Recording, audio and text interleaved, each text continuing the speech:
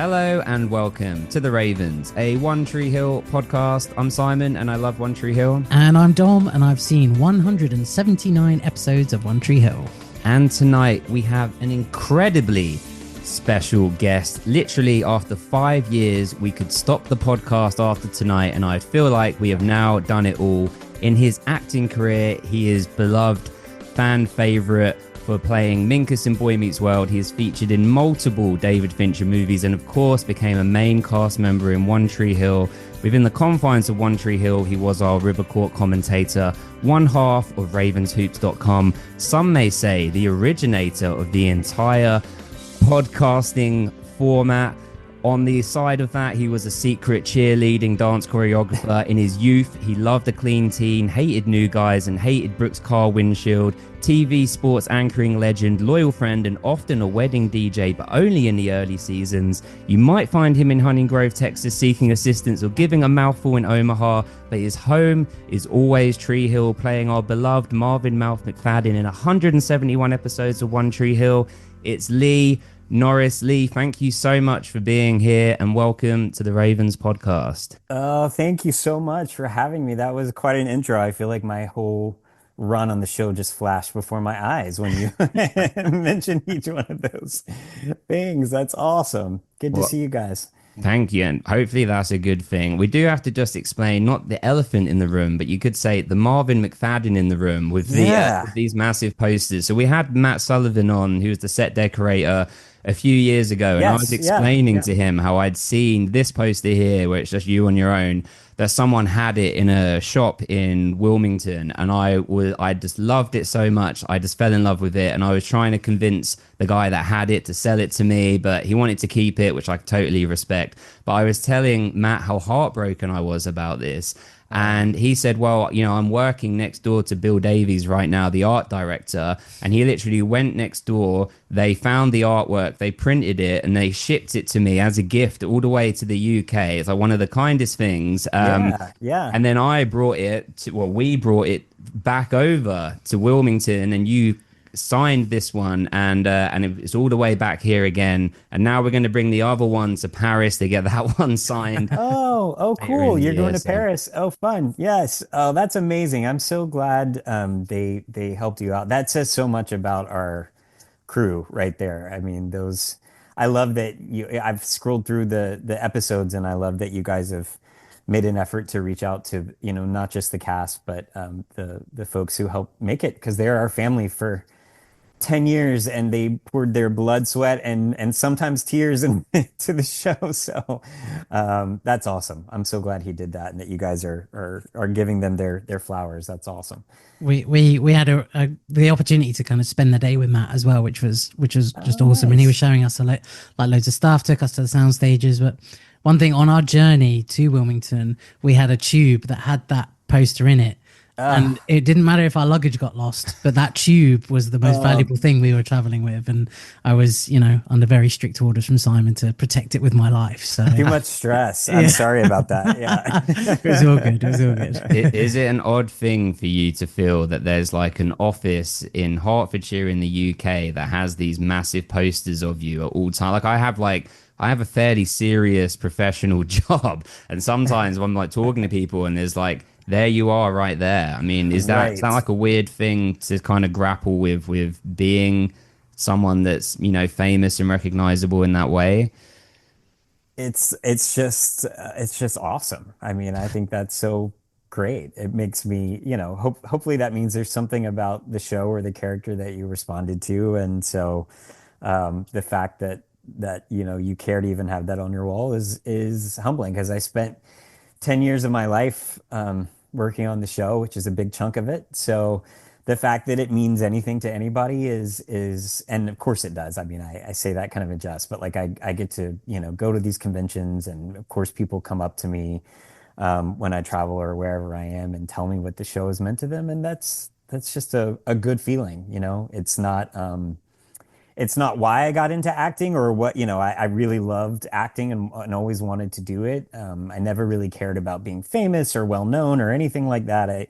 But what the kind of silver lining that I didn't really think of until I got into it and managed to get on some really beloved shows, which I was really fortunate to do, is that it affects people in a real way, and that's a wonderful thing to get to experience. But it is really cool to think though that it's all the way over in UK, and now I have to rethink my Zoom background now. I don't know. I would probably get some weird looks if I had that up, but Well, this is when you ask us to take a picture of us in this format, and then yes, we go yes. behind you. Good idea. I like it. Good thinking. Yeah. Well, speaking of more oddities like this, and I'm sure you get a lot of gifts at these conventions, but Yes. Yeah. we had got these pop Funkos made of all of the cast to sort of give them as gifts, and I don't know if you remember, we gave one to you, Oh, I and do. Yes. we were wondering which trash can in Wilmington it might be in. Not even. Are you kidding me? No, I do remember that was super kind. And I loved it. And I took it home and it was living on my sort of memorabilia shelf in our playroom.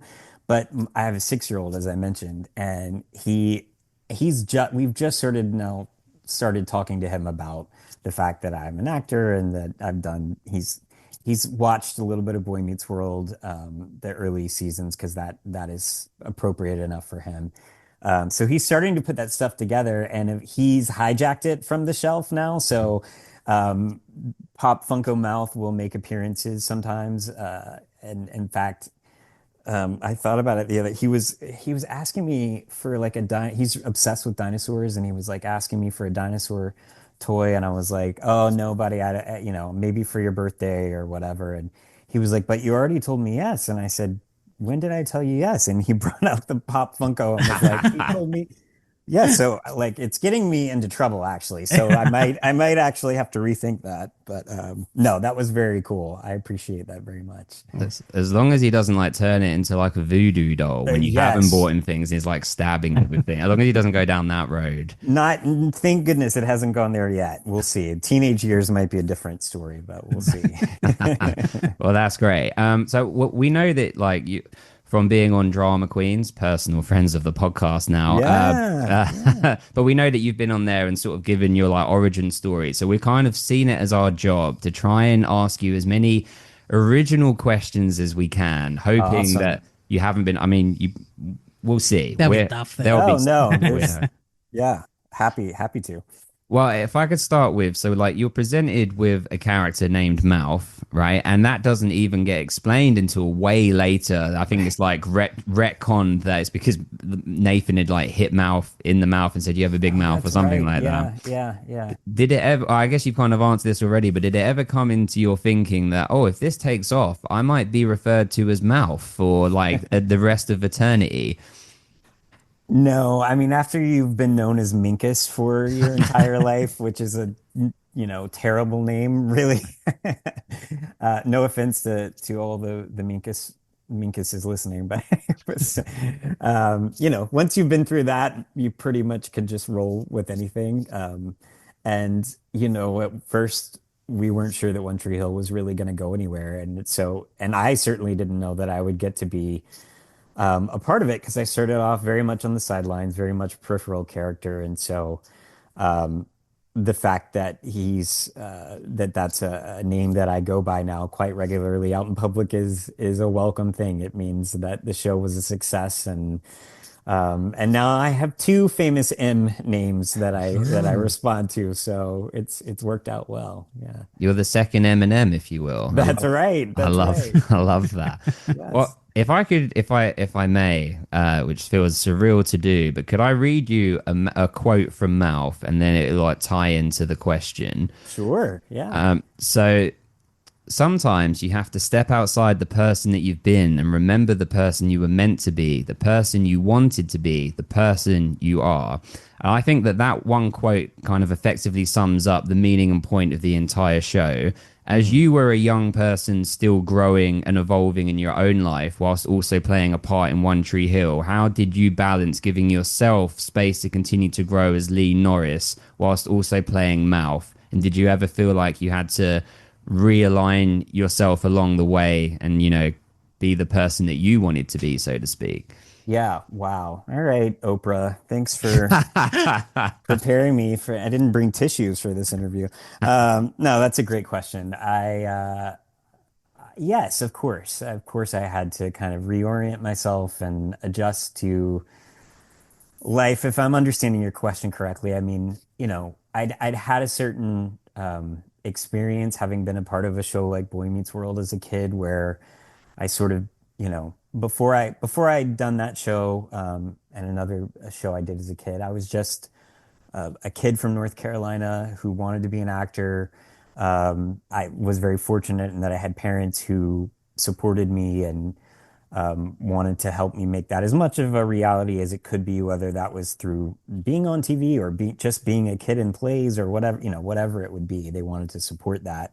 And then sort of going through that experience of kind of the child actordom, if you will, and kind of readjusting my lens on what life looks like as someone who's somewhat known. It's not like I was ever Brad Pitt, but you suddenly you're going out to dinner and kids and families are asking for your autograph or picture, and so you start to see things a little bit differently. But I mean, I think through it all, my parents were really great about trying to protect me from some of those pitfalls that you hear about from kid actors, and they really tried to keep me grounded in who I was as a person. And they tried to teach me that my value as a person was separate from my identity as an actor. So that if and when any of this went away, which it very easily could have, I watched it happen often to people as I was on sets, that I wouldn't be crushed and that I wouldn't lose who I am and what makes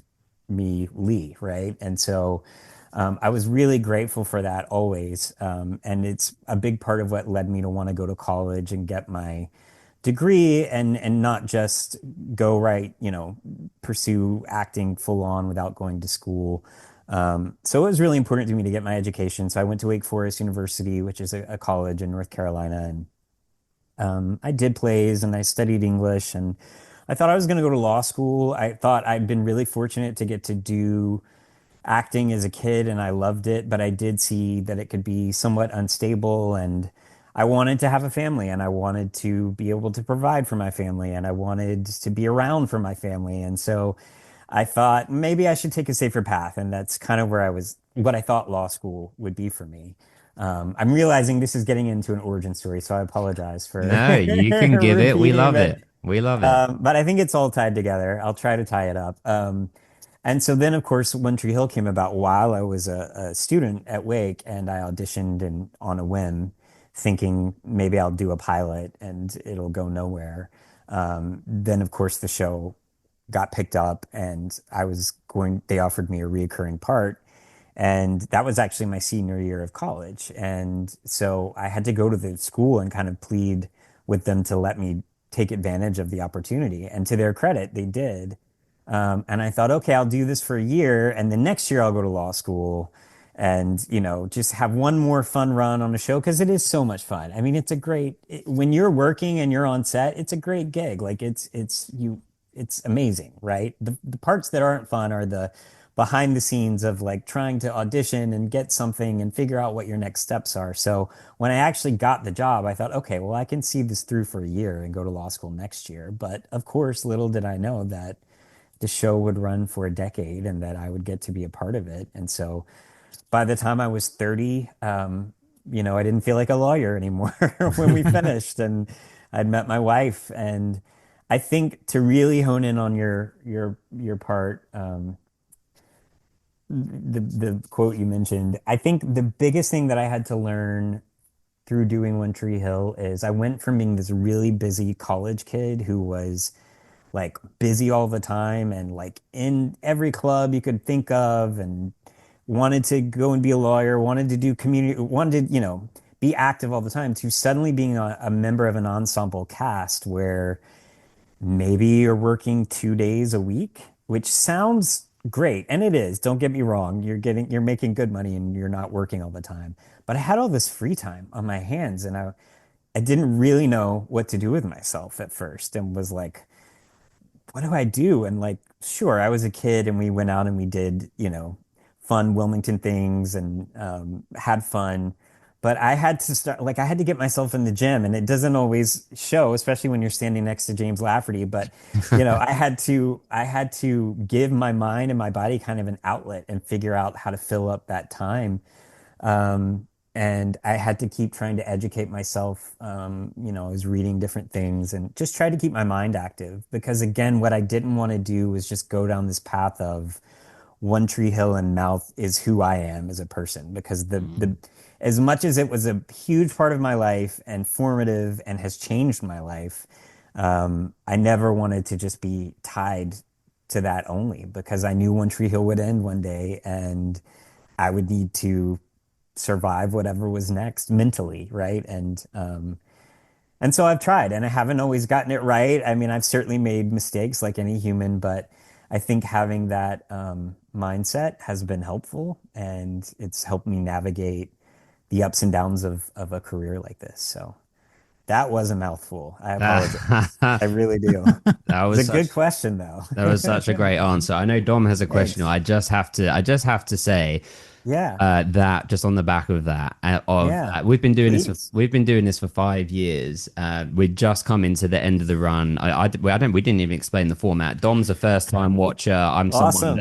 I'm someone that loved the show. It was like inspiring for me, like at a younger age, in like my early 20s, and so on, so on, so on. Lots of other things I won't bore you with. No.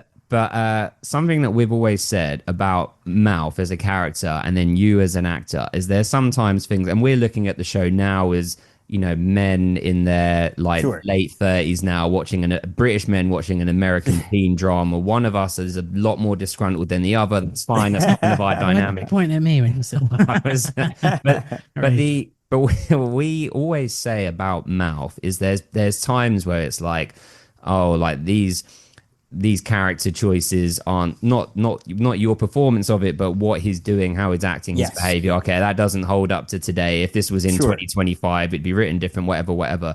But we always say, but we always can forgive Mouth because we love him so much because we love Lee Norris, and it's like Uh, you always sort of shine through the character that. That you have a very special quality. I think that's for I speaking on my for myself, for Dom, and for like the fans, is that it's always clear there's a differentiation between the two, but I think there's so much heart from you personally in the character that's why a big part of why that character is so beloved. So yeah, I hope that makes sense. I feel like it makes sense, and it's really kind of you to say. I appreciate it. It's really nice. Yeah, it's a weird thing because when you're making a show like this, and certainly even though I founded podcasting, I didn't I didn't you did. Joe I'm Rogan kidding. owes you a massive I'm check. kidding. I'm kidding. But I never knew when we were filming it that years later I'd be having a conversation that people would be analyzing it and picking it apart. The show's very much a product of its times, and obviously there's a lot that's changed since then. And everyone's opinions are valid. But having seen some of that online discourse about him and all of that, like that means a lot because really that was all that I could do. I mean, I didn't have the kind of power to dictate his storylines, and I wasn't, candidly, I'm not a writer. Like it wasn't my job to write One Tree Hill. I had great friends, as you know, that were, and I could talk to them and say, "What are you guys thinking?" Or like, how do I make sense of this? And yeah, there were storylines that were really tough for me that I didn't always agree with or understand. But at the end of the day, I was hired to say those lines and do it. And so I just tried to bring whatever I could to it and make it as real as possible. So for you to say that means a great deal. It means a lot. Thank you. That's very kind. Yeah. It's factual. Yeah. It's so great to hear, like, from going from like kind of child TV actor, like star as well, and working your way through that. Someone coming out of that with such a like level head and kind of direction and purpose in their life, like I want to go to college, I want to do this, I want to achieve that, and then obviously finding the show. And you talked about your kind of family unit and that support network. When it translates onto the 2 days a week or so that you're filming on the show, and then Yeah. finding time where you've just got all this free time, are you is there like a particular support network from the show that sort of stands out to you, of like particular individuals, or I don't know why, but I get the sense that Yeah. people kind of rally around you a little bit, and kind of you're kind of their support network. Just Uh, the vibe I get from you, but which is a great thing. But yeah. Yeah. did you find that that was a particular thing? Yes, for sure. I mean, it sounds trite, but it's true. 10 years, we're a family, and the cast especially very tight knit. We all went through our ups and downs, young hormones and all of, all of that being under a spotlight in a small town, but we leaned on each other very much, and uh, we're a huge support system for each other. I think, I'm we all still talk via text a lot. That's the easiest way that we can stay in touch because we're kind of all over the place. We get to have these what are sort of like high school and college reunions at the conventions, which are really fun and touch base for each other. But yeah, I mean, I remember going out to dinners and we'd go to, lunches and talk about what felt like big life problems with each other, going through a very unique experience, right? You can't just, the reality is you might go out and meet other kids your age in Wilmington, which we certainly did and had fun with them. But we were going through such a unique experience together that we really just kind of had to lean on each other to help each other. Not like it was some all the time, some hard, terrible thing, but just as you're navigating certain decisions about, well, I've hit this, end with my representation. I'm trying to figure this out, or trying to navigate what we do in this off time because I've got too much time on my hands. So we leaned on each other as friends. Certainly, the crew was a big part of that. There are people in the crew that are just they're our family, and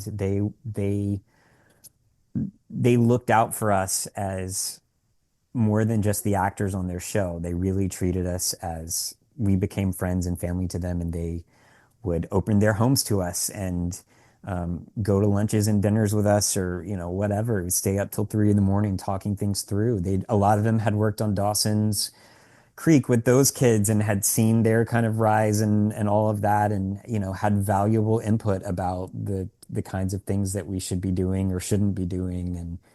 And so there are really, really, and I'd count, a lot of the people that you've talked to, Johnny and Harrow, and they were in California, so it was a bit different. But we've remained friends, and they've been great guides for me along the way about making certain career and life decisions. So I feel really fortunate to have had a group like that, and you don't always get it too. Not every show has that, and so obviously things behind the scenes weren't always perfect on our show. That's out there, but there were really strong formed relationships that were meaningful and that continue on. And it's so nice, especially now that a lot of us have kids, and those kids, Hillary's daughter and my son got together and we just watched them play, and we just looked at each other like, this is the next generation. This is so crazy. We were just stupid kids, like running around Wilmington doing karaoke at 3 a.m. and making a fool of ourselves. And now we're like the parents, which is scary in a lot of ways.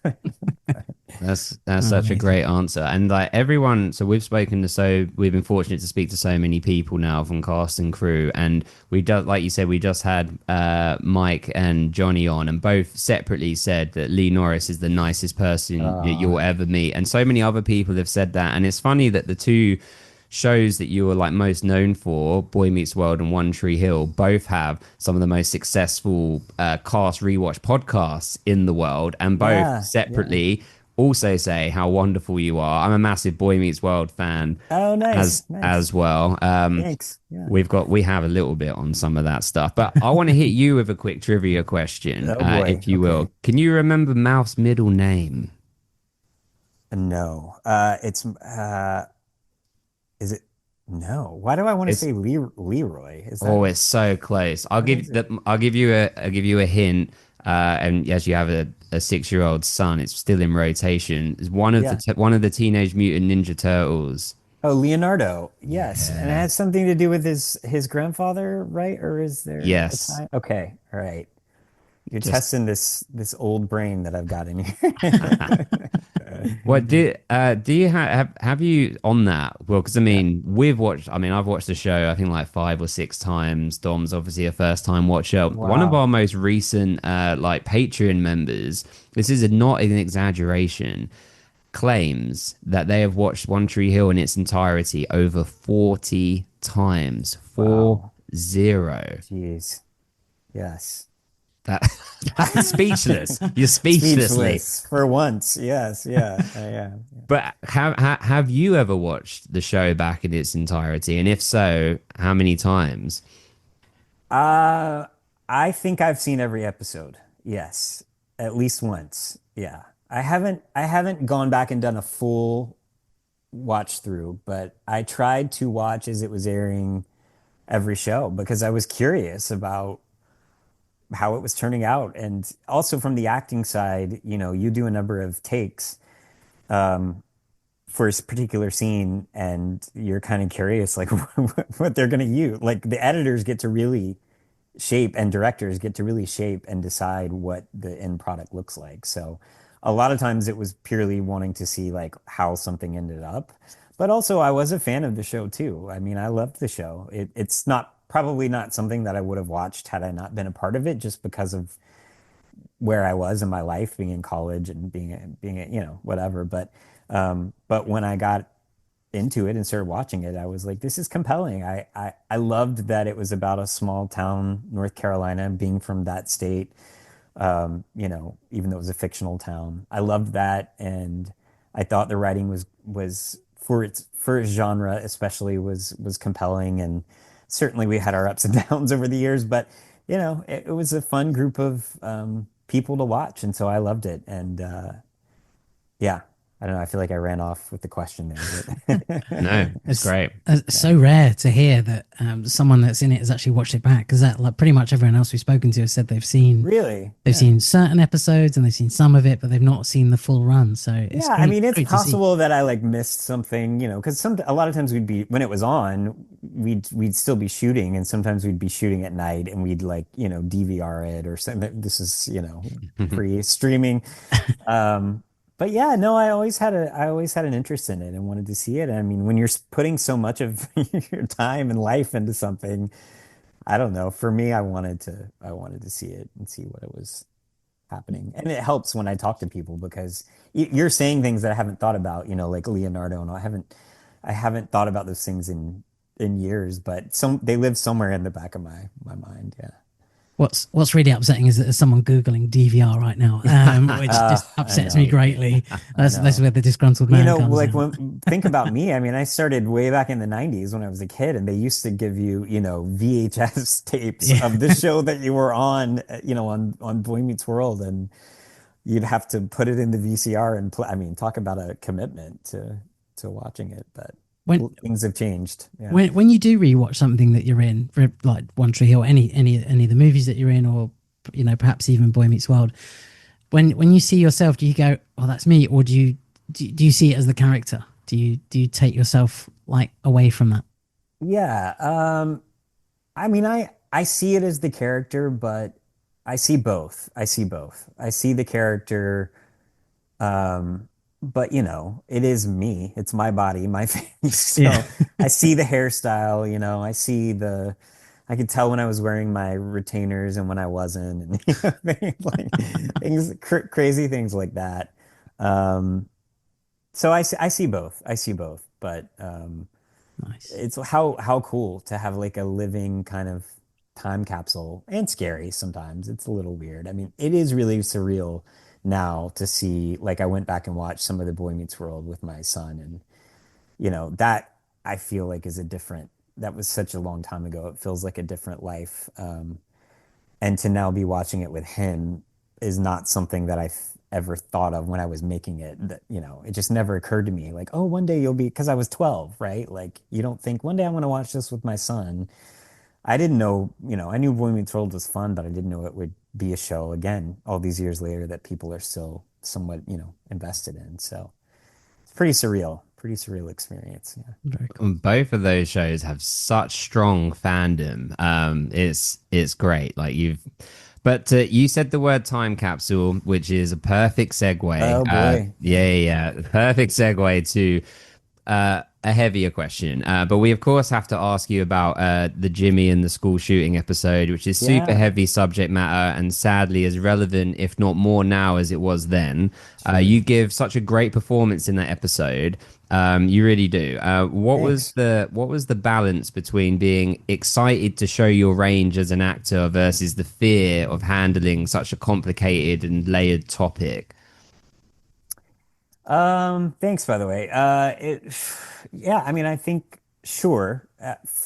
Every script you get, you're an actor, right? You have an ego. You're thinking like, oh, what do I get to do this week? And so, yeah, I was thrilled that I got to be a part of, what I thought were some really important and compelling scenes. So I was excited about that, but it that's a fleeting moment, and once you read it, you're all in on how do I how do I help tell this story? How do I? And I think we've talked about this a lot, so I may be repeating something you've heard or known, but we all felt a real sense of if we do this wrong, it's going to be bad. And if we don't show up and we don't do this with the right tone, and if we don't take it seriously, and if it's too soapy or whatever, like that's not good. And so I think we all felt a responsibility as much as we could as the actors to really do our best and make it compelling. There's this whole other separate side to it, which is that the show was on the brink of being canceled because, the networks, we were on the WB, and then the CW network came along and they merged and with another network. And so suddenly there were there was going to be one network and two networks worth of shows that were going to have to sort of fight their way on to this new CW. And we didn't know if we would be one of those. And that was literally happening as this episode was being filmed. And so it took on an extra weight of like, this might give our show some more life and it might differentiate us from some of the other shows out there. So that was sort of the background context that was in it. And then, of course, you just have, the life that it gave our show, and Colin Fickus, who's a dear friend. We grew up auditioning and acting together. And, I was so thrilled for him to get to come back and show what he could do because I knew what he could do. And I was excited for him to get to show that to everyone. And that Mouth got to even play a part of that it was nice. It was nice. I mean, his love triangles are well known and exploited, but it was so nice to have something that was built around a friendship and, I thought was really meaningful and something worth analyzing about, coming of age and how you lose touch with friends and how you manage all of that. So, yeah, it wasn't ever about let me show people what I can do. It was, yes, I'm excited that I've been given this opportunity, and now how can I make sure that my part of this is that I'm living up to what everybody else is doing and that we're unified in telling this story.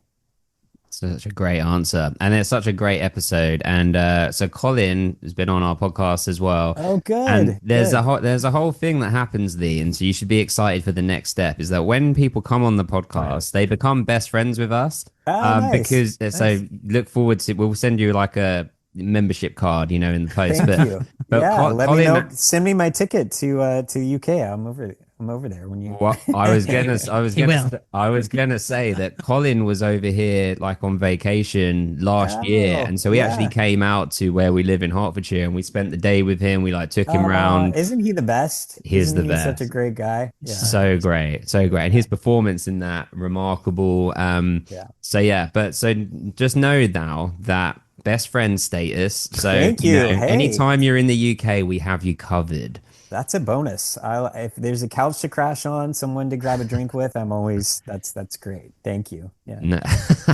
that's okay. We're joking, but also not. No, I know. You're When very And you, kind. Paris isn't far away from London. well, well, speaking of that, so we've been fortunate enough to quote Mouth and Jimmy in the second episode. Wow. We're a media at Yes, the yes, yes. at the Union Convention Oh, in that's Paris great. in October. So we look forward to Oh, I'm seeing excited to again. see you. That'll be awesome. Great. Yeah. Have you been to Paris before? I have. It's been many years though. I've done some of the conventions over there, and I've traveled just in my own time, but it's been a long time, so I'm really excited that they were kind enough to invite me, and looking forward to it. The fans there are just amazing, amazingly passionate about the show, and so welcoming, and getting some good French food doesn't hurt either. So Excellent. Well, yeah. on that question, or on this kind of tone, did you keep any props or keepsakes from the show? And I ask before you even answer, because Johnny and Matt have both sent us things. They both sent us gifts. Johnny sent Oh, us a yearbook, a prop yearbook, and a Deb's Den hoodie. We've got Paul Johansson's jacket over there. Mike said he's going to send things. So really, what we want to know what can I is, give yeah, you? what are you sending us? Like, we're going to be in Paris. Throw something in the suitcase. Yeah. We are honorary crew members now, but we didn't get the gifts. I know, I know. That's amazing. You guys are getting quite a collection. We I, deserve I would it. just like a small disclaimer here, Lee, in that I get nothing. Oh no. It all goes to Sold you out. Look at him. No, that. we want you to keep your things, but we want to know, what did you get to keep anything? Do you have So any? I had a little heads up on this from Johnny, so I came prepared. Did he really? I did. I'm not I can't send you these things because they are actually pretty sentimental to me, but I thought Yeah, I could at okay. least show you. This is my Oh, mouth wow. playing card. Oh, Excellent. that's awesome. It says for your consideration, and I know that we're doing a podcast and most people can't see it, but um, yeah, I don't remember the exact context of this episode, but there was some kind of, it wasn't the boy draft where they bid on us, but there was some kind of draft going on for, I'm missing the details there, but this was my card that I handed out to people and I kept it. I Excellent. love that. That's so awesome. And then the other is, of course, even though, I wasn't officially a Ravens basketball player, thank God, because I can't play basketball, but I got my jersey. No So Oh, way. Is that lovely. John? Is that John? Oh no. That's Idiot timing. I was gonna say, because Mike had his one that had Hera on the back, and then I was like, oh yeah, so both so the this same very one. well could have been Johnny's, because Johnny Norris, and then it's Yes, also yeah. my last name, but I got it. So Johnny, come fight me for it if you want it. Yeah. That's awesome. That's so cool. Yeah. So cool. As you should have I been. have some clothes, and I have a fan was really kind to give me a piece of the river court, which was awesome because I didn't know that they were gonna tear it up, which I mean, I guess that I should have maybe figured, but it's cool to have those things. And yeah, I think I have a box. I'm sentimental about stuff like that. I mean, I think I have my original like script that from the audition, like that I kept. And I think one day, I'd like to think maybe my son will think that's cool. He probably won't. They'll probably end up, somewhere in the trash, but hold on to him and see if he wants them. But Your son needs one of these, I think, when he's old enough. Like, we'll get back on yeah, To Matt and Bill Davies, and get another one printed. no, he won't care. He'll be like, who's that old man? Well, speaking of one of your co-stars, Chad is enjoying massive success at the box office right Yeah. now with Freaky Friday 2, which is great. Yes. Um, Yeah. uh, we love Chad Michael Murray here so much. Yeah. The Yeah. running thing is, obviously, I look identical to him, same jawline, same general Sure. dispute. You and Yeah, me both. Yeah, I know. yes, yeah. Yeah. And then we have Dom, and so that and closer to Whitey than anything. yeah. Hey, listen, that man's got good genes. Take him. Take him. Yeah. Yes. Yeah. But if in a Freaky Friday type situation, if you were able to swap, not bodies, but let's say swap Yeah. roles, if you didn't play Mouth in One Tree Hill and you had the opportunity to have played a different character, who would Yeah. you have liked to have explored?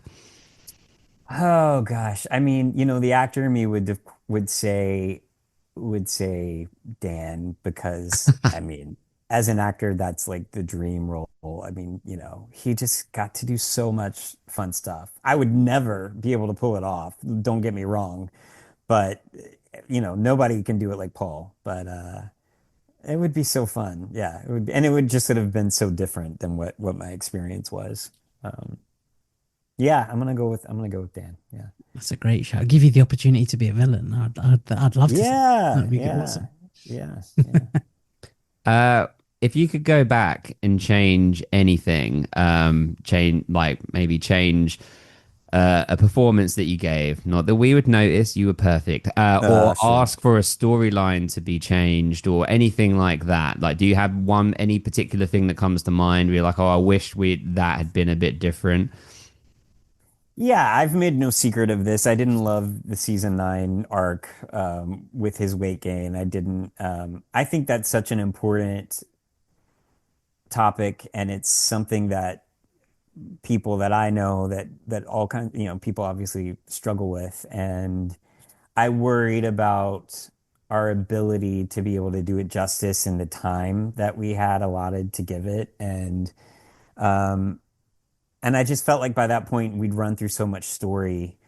It was just getting hard to come up with storylines for these characters, and particularly if you're not a Scott brother or or Brooke, who was so central at that time, it was tough. And so I don't fault anyone for that. I just and I certainly again just tried to do the best job that I could with it. But my hope is that when people watch it, that they find some truth in it in some way, kind of alluding to what you were saying before, and that they don't feel like it was dismissed. It certainly wasn't in my book, and I just had to try to play it as best I could and make the most of it. I just think they just ran out of good ideas, and it is what it is. But I think by the end of the season, they got back to more of the core of who the character was, and I loved that in the final episode. He Oh he no! Oh so no! he Okay, yes, hasn't I'll I stop. he mean, Yeah, hasn't yeah, seen yeah. we're like Okay. 10 Math episodes got in No, there. I'm so glad you. I'm glad you. I apologize. I'm Sorry. glad you mentioned that. But I will say, I was happy where things ended up. I think I can say that safely. Yeah, I'll I say can always that. leave the room if you need to. No, no, no, no, no.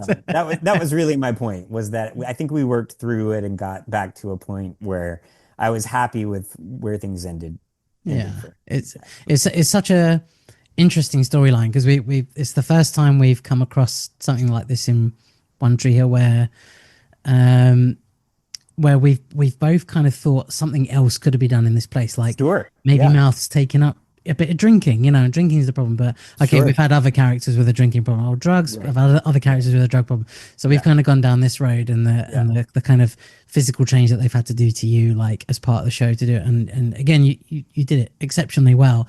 It just must be difficult as an actor to kind of go, oh, it's maybe a storyline I don't quite agree with, but just Sure. gotta go with Yeah. it because it's the job at the end of the day. Yeah, and I mean, I love the show so much, and I was grateful to still be doing it. And I thought, okay, this is not something I ever would have written, but this is going to be a journey, and I'm going to make the most of it. And it is what it is. So yeah, Perfect. Well, if this is a big if, we're not gonna press you on this, but it's so don't worry. But if okay, One Tree Hill were to one day have a reboot, who knows if that would uh, happen or not? And yeah, if we were to imagine that the general premise was remaining on focusing on adolescent coming of age issues and storylines, but in today's climate, and now as a father yourself, what kind of topics and areas would you like to see covered for young people today to be able to relate to?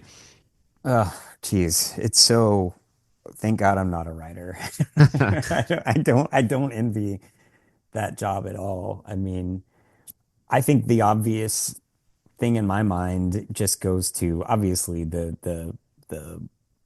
the world that we're living in now with social media and the consequences of that, and from everything to screen time. Are either of you parents? I don't do. Yeah, so this constant battle of how much is too much or not enough, and how does that affect? Are we living in this siloed world? And they have access to all these wonderful things, but how much are we robbing them of getting outside and being bored and doing these other things? So I don't know how you cover that in a show like One Tree Hill, but it would have to be a part of the fabric of it, I think, and certainly the consequences of social media, which One Tree Hill started to dip into that a little bit. I mean, we were kind of coming right to social media sort of taking off towards the end of our run, and the prevalence of cameras on phones and things like that. it seems so much harder to me now to be a kid, and I think whatever the storylines would be, that would be a part of it for sure. But I hope that we wouldn't lose sort of the more grounded fabric of the show too, in those small town kind of relationships and family dynamics and all of that. I hope that would still be there, just through more of a modern lens, right? And some of the things that we alluded to earlier, like about Mouth and the relationship with girls, and how as a father he would, if we know Mouth well.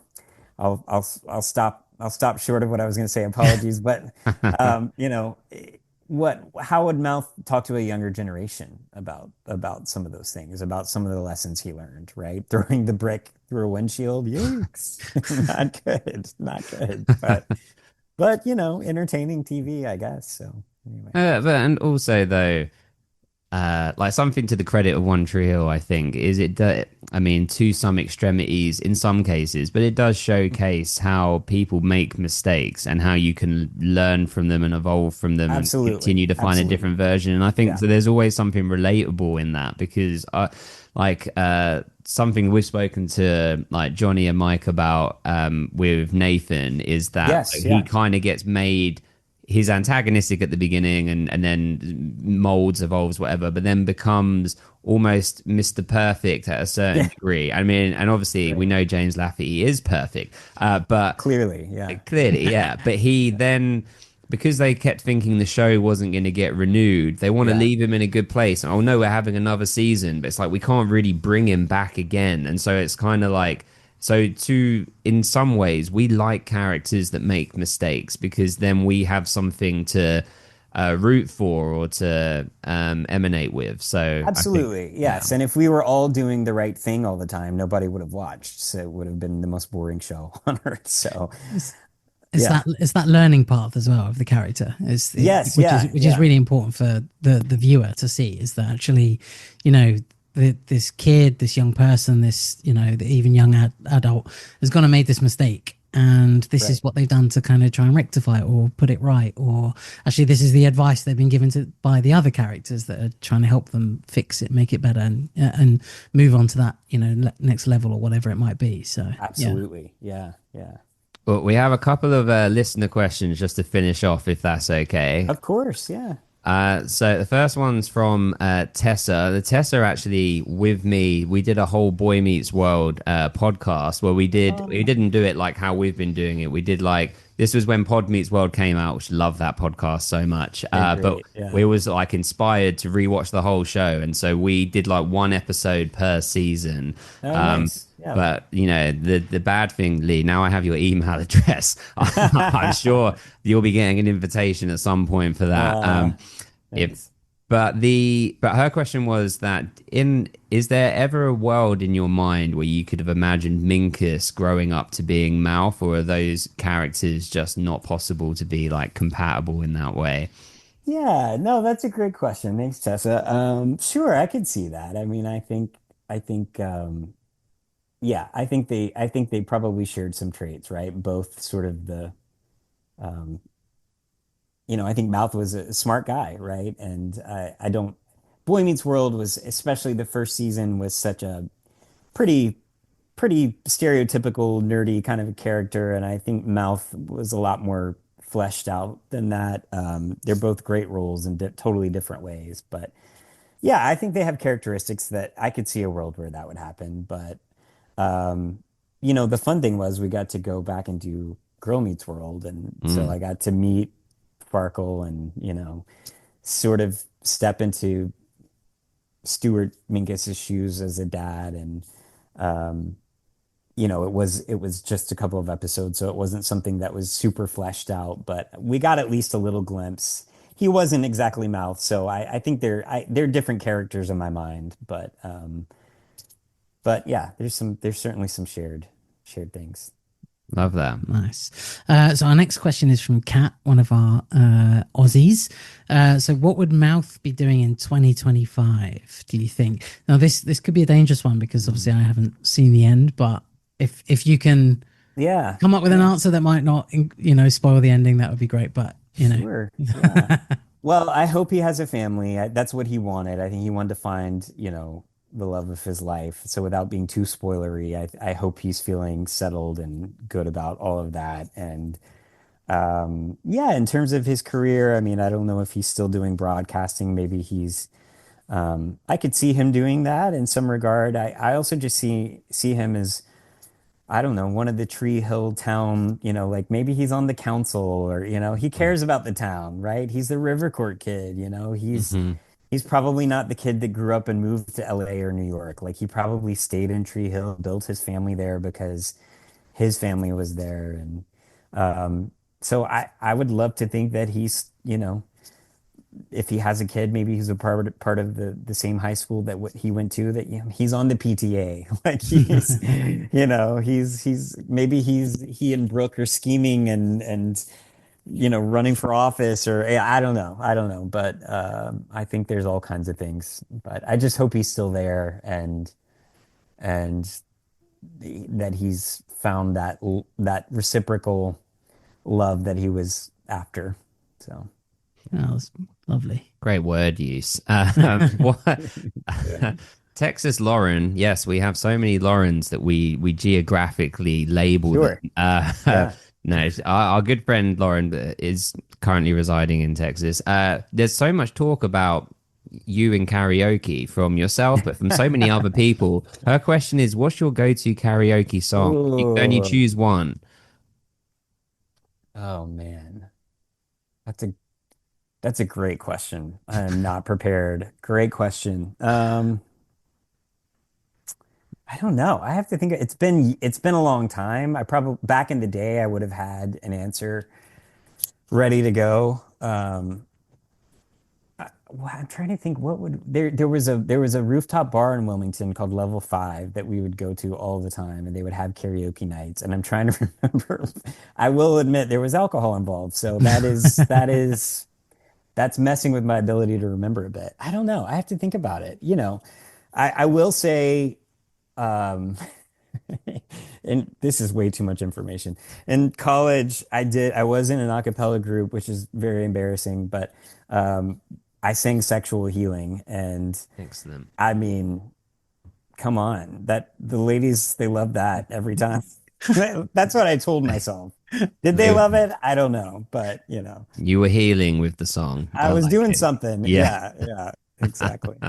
I was gonna say, if the world's gonna end unless Lee, you sing us a song, pick a song and sing it, but you pick the perfect one. I think Yeah. that's amazing. No, I it's think, perfect. yeah, yeah, Sexual Healing I could do. I was not prepared for Baby Got Back when they gave me that, and that was a very last minute thing. And I knew a little bit of the song, but not enough. And then anytime I had seen that episode since, like the music isn't exactly synced up with my singing, and it drives me crazy. I'm like, it sounds like I'm not on beat with the key. But anyway, oh well. I like that. I like that. We could probably re-edit that for you. In That's fact, okay. no, I in fact, Don't put yourself through that. No. no, Lee, I wouldn't do it. We have people to do Oh, that. We've got, good. yeah, People, yeah, yeah. people. Don't put Chuck, people through that. no, no, Don't put Chuck will people. do it immediately, and I'll email Okay. it to you. Chuck, you know what to do. Uh, sorry, yeah, next one. We have a question from Emily. So, was there ever a plot line that actually mirrored or was close to your real life at the time? And if so, did that feel like an intrusion, or how did you kind of reconcile that? There wasn't a specific plot line that closely mirrored something going on in my life. There were certainly things that happened to him that I identified with or could. I mean, I think as a young boy, unrequited love. I mean, a lot of us have had feelings that weren't necessarily returned. So I'd certainly had experiences like that, but that wasn't something that I was going through that was lifted and put into the show. The thing that really was lifted from real time was the dancing piece. I mean, we would go out to bars, and we've talked about this before, Sophia and I would throw down on the dance floor, and that's the way that we blew off steam. I loved it. And so writers would see that, and it would suddenly, mouth is dancing on in the script. And so that was sort of lifted and put in there.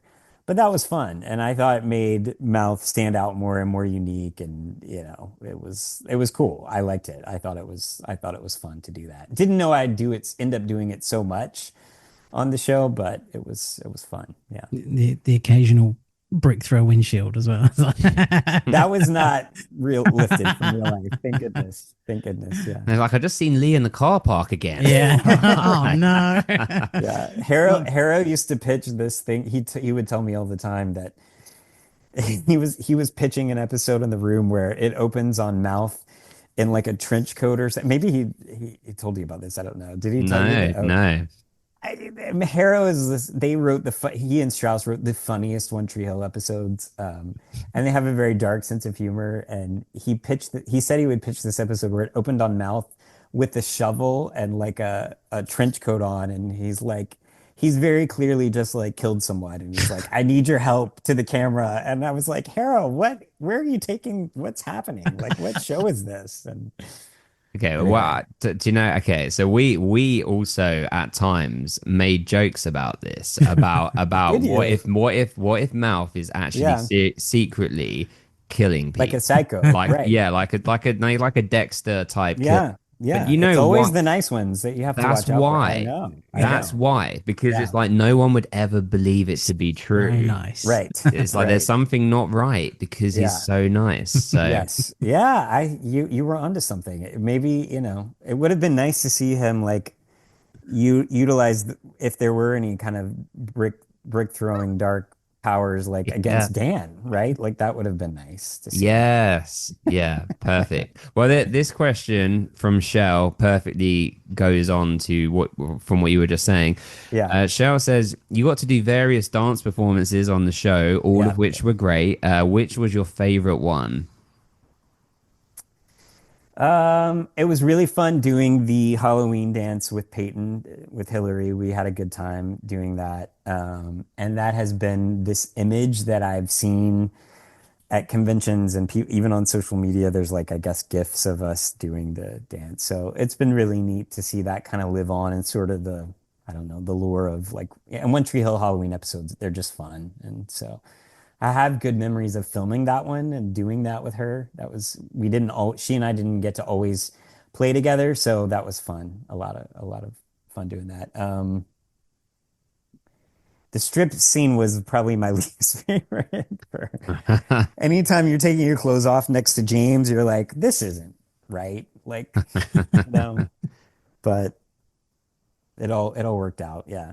Oh, perfect. And I think we just got the one last Sure. question Yeah. from Tevin, and he asks, "How did you find out that you were becoming a series regular after the first two seasons of being like a recurring character?" Yeah, it was really cool. I was really excited to get the opportunity. I had done the first two seasons and kind of going all the way back to the beginning of this and talking about law school, there was a certain point where after two seasons and they'd started to build my character a little more, I did start to sort of wonder like, where is this going to go? Because as much as I loved it, I started to see start to think about my future, right? And my life and whether it was doing other shows or going back to law school. And if I wasn't going to end up being a regular, I didn't know how long I could sort of just ride out the show, not knowing how much I would be used. As much as I loved it, financially, it needed to be feasible for me, and also just to have some guidance and direction in my life about what was going to happen. So, there were conversations that happened behind the scenes, and there was a clear signal that they wanted to write more for him, and it made me feel really good because I thought, to be really candid with you, the WB and the CW was known for having these very good-looking model people on these shows, and not to do myself any disservice at all, but I don't have the chiseled jawline and all of that, and so I felt really fortunate that they wanted a more human-looking character to be represented, and that I got to do that on a regular basis and not just as someone who was maybe in two or three episodes a year or something. And so to have been handed that mantle felt really good. And of course, I loved the cast and I loved the crew, and I was forever like saying goodbye to them. Like every time I'd be like, "Well, this has been so fun, you guys," and they're like, "You're not going anywhere." And I was like, "Well, I grew up in this business. I've seen people go other places and not come back." So when they made the offer, I was really excited, and for lots of reasons. My family was to get to film in my home state was just unbelievable. My family was nearby. It was really a dream job, and I watched the other actors who were far from their families. Like it wasn't lost on me that I was in a really fortunate position to be able to be close to my family and do something that I love, and get to be a part of it. So never knew it would go for as long as it did.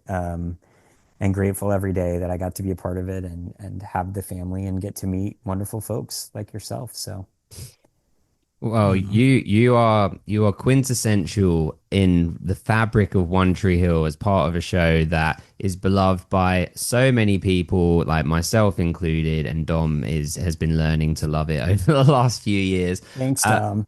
Hang in there. Hang in there.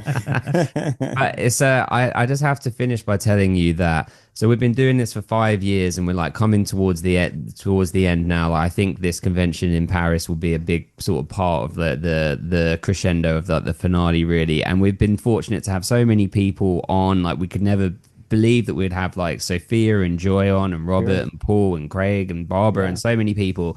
But we've had like a list of people that we had to get on, and there was 3 left, and one of them, of course, was you. The other 2 is Hillary, which we're really hoping for in Paris. Yeah, And then yeah. the big elusive one, of course, is Chad. But we worry that if me and him are in the same place, because we look so similar, that the whole world might explode. But Right. to have you on is like absolutely, like, I am so thrilled about this. Like, I will spend days processing this after this, that this even happened. So thank you so much for your time. Thank you for being so kind. And yeah, this has been such a pleasure. Oh, thanks for being persistent, and thanks for loving the show, and thanks for, being good to all of our Ravens out there. It's a great community, and so thanks for giving them a place to, get together and listen and keep that going on. That's really special. So great to see you guys again. Really excited to see you in Paris. That'll be great. And I'll come see you in the UK soon. I'll let you know. I'll let you know when to pull out the couch and get it ready. Okay, good. Yeah, All right. Perfect. Thank you so much. It's been an honor and an absolute Yes. privilege for both of us. So thank you so much. Thanks, guys. Thank you.